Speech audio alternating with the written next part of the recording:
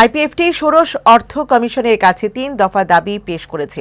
শুক্রবার আগরতলায় দলীয় কার্যালয়ে এক সাংবাদিক সম্মেলনে দলের সহসভাপতি প্রদীপ দেববর্মা ও সাধারণ সম্পাদক স্বপন দেববর্মা এই তথ্য জানান।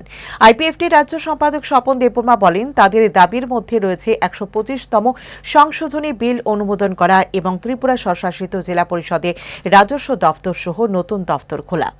এই দফতর খোলা হলে প্রাকৃতিক দুর্যোগের সময় জনগণকে সহায়তা করা সহজ হবে।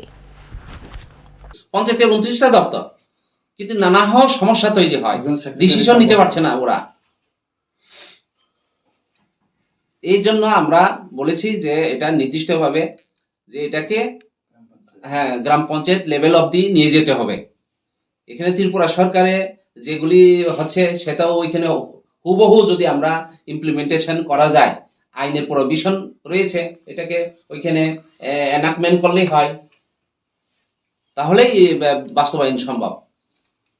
ওভারঅল এডিসিকে টাকা দিতে হবে, মোর পাওয়ার করতে হবে, এই বললে হবে না। কিভাবে এডিসিকে ফান্ড ফ্লো করতে হয় এটাই আমরা সুনির্দিষ্টভাবে চেয়ারম্যানের কাছে অনুরোধ রেখেছি।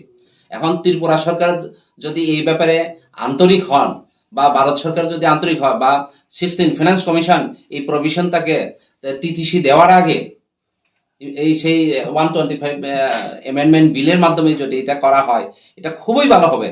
এবং যারা এডিসিতে এখনো অনেকে রয়েছেন, তারা খুব কষ্টে আছে বলেই আমরা মনে করি, বাস্তবে তাই দেখা যায়।